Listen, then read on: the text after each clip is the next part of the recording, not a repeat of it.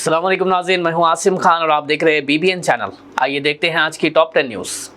Gaza officials के मुताबिक अमेरिकी सदर डोनाल्ड ट्रंप की जानिब से अमन मुआहदे को अमल में लाने के बाद भी इजराइल ने सीज़ फायर को करीब 500 मरतबा तोड़ा है, जिसमें फायरिंग, एयर स्ट्राइक्स और ज़मीनी हमले शामिल रहे और इन तशद्दुद में करीब 340 से ज़्यादा फ़लस्तीनी जाँ बहक हुए। गाज़ा मीडिया ऑफिस का कहना है कि रेसिडेंशियल इलाके और कई इमारतें सख्त नुकसान का शिकार हुए, जिससे लोगों की ज़िंदगी और ज़्यादा मुश्किल हो गई है। उन्होंने इस सूरत हाल को इंसानी उसूलों और क़वानीन की खुली खिलाफ वर्जी करार दिया और कहा कि गाज़ा का इंसानी बहरान अब और गहरा होता जा रहा है।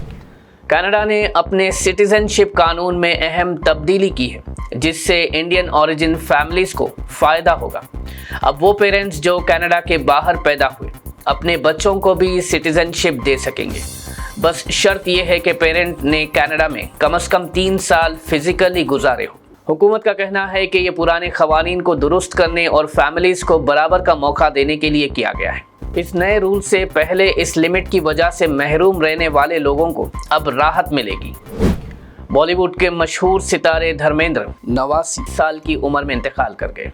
उनकी तबीयत कुछ अरसे से ख़राब चल रही थी और उन्हें सांस लेने में शदीद मुश्किल का सामना था। इलाज के बावजूद उनकी सेहत बेहतर ना हो सकी और आज उनके इंतकाल की तस्दीक हो चुकी है। उनके गुजर जाने पर फिल्म इंडस्ट्री में गहरा गम देखा गया और फैंस उनकी ज़िंदगी, फ़न और तहजीब को याद करते इजहार अफसोस करते नजर आए। आपको बता दें कि धर्मेंद्र का फिल्म करियर करीब 60 साल पर मुश्तमिल रहा, जिसमें उन्होंने 300 से ज़्यादा फिल्में की और अपनी मजबूत पर्सनालिटी की वजह से ही मैन ऑफ बॉलीवुड का लक़ब हासिल किया। इसके अलावा उन्हें 2012 में पद्म भूषण से भी नवाजा गया था। कांग्रेस ने रुपये की शदीद गिरावट पर पीएम मोदी को सख्त तनकीद का निशाना बनाते हुए कहा कि मुल्क की माशी सूरत हाल रोज़ बरोज़ ख़राब होती जा रही है। रुपया आज डॉलर के मुकाबले में 89 से नीचे गिरकर फ्री फॉल की सूरत इख्तियार कर गया और 90 के मार्क को छूने के बिल्कुल करीब पहुंच गया। कांग्रेस लीडर जयराम रमेश ने याद दिलाया कि एक वक्त था जब पीएम मोदी खुद रुपये की गिरावट पर दूसरी सरकारों को तंज कसते हुए जिम्मेदार ठहराते थे, लेकिन आज उनकी अपनी हुकूमत इस बेहिसाब गिरावट को रोकने में नाकाम नजर आ रही है। जस्टिस सूर्यकांत ने भारत के 53वें चीफ जस्टिस का हलफ उठा लिया और अब वो करीब 15 महीने तक सुप्रीम कोर्ट की क़ियादत संभालेंगे। हलफ बर्दारी राष्ट्रपति भवन में हुई, जहां राष्ट्रपति द्रौपदी मुर्मू ने उन्हें ओथ दिलवाई। जस्टिस सूर्यकांत हरियाणा से ताल्लुक़ रखते हैं और उनका पूरा करियर सीधे, साफ और कानून पसंद फैसलों की वजह से मशहूर रहा है। उनके सामने अब सुप्रीम कोर्ट के पेंडिंग केसेस कम करना, सिस्टम को बेहतर बनाना और अहम कानूनी मामलात को तरतीब से देखना बर्रे जिम्मेदारी होगी। उनके अपॉइंटमेंट को मुल्क के लिए एक अहम कदम के तौर पर देखा जा रहा है। कर्नाटका के सीएम सिद्धरामैया ने कहा कि अगर कांग्रेस हाईकमान उन्हें मैंडेट देती है तो वो सीएम के तौर पर काम जारी रखेंगे। उनका कहना है कि वो पार्टी के फैसले का हमेशा एहतराम करेंगे और अगर मैंडेट मिले तो पूरी मेहनत और लगन से रियासत के लोगों के लिए बेहतर गवर्नेंस और डेवलपमेंट का काम करेंगे। सिद्धरामैया ने यह भी कहा कि वो इलेक्शंस और रियासत के अहम मामलात में पार्टी के साथ मिलकर फैसले करेंगे और लोगों को सुकून और तरक्की का एहसास दिलाने के लिए हर कदम उठाएंगे। AIMIM party chief Asaduddin Owaisi ने कहा कि हम उन सब की सख्त मुखालिफत करते हैं जो किसी तालीमी इदारे में बैठकर बम बनाने की साजिश करते हैं। उन्होंने याद दिलाया कि दिल्ली ब्लास्ट में 14 लोग, जिसमें हिंदू और मुस्लिम दोनों शामिल थे, हलाक हुए। इसलिए हमें बिना किसी भेदभाव के ऐसे तमाम लोगों की सख्त मजम्मत करनी चाहिए। असद ओवैसी ने कहा कि मुल्क के दुश्मन हमारे दुश्मन हैं और अगर इन लोगों को रोका नहीं गया तो ये बेरोक टोक जुल्म करते रहेंगे। साथ ही उन्होंने ये भी कहा कि जो लोग मुस्लिम्स को सेकंड क्लास सिटीज़न बनाने का ख्वाब देखते हैं, उन्हें समझ लेना चाहिए कि ये कभी मुमकिन नहीं। इंडियन मुस्लिम्स यहाँ हमेशा इज्जत और वक़ार के साथ जीते रहेंगे।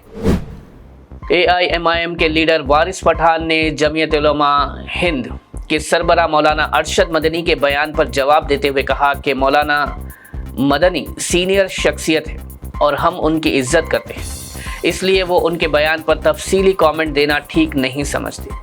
उनका कहना था कि हम हमेशा से ही दहशतगर्द हमलों की सख्त मुखालिफत करते रहे हैं और सोसाइटी में दहशतगर्दों की कोई जगह नहीं।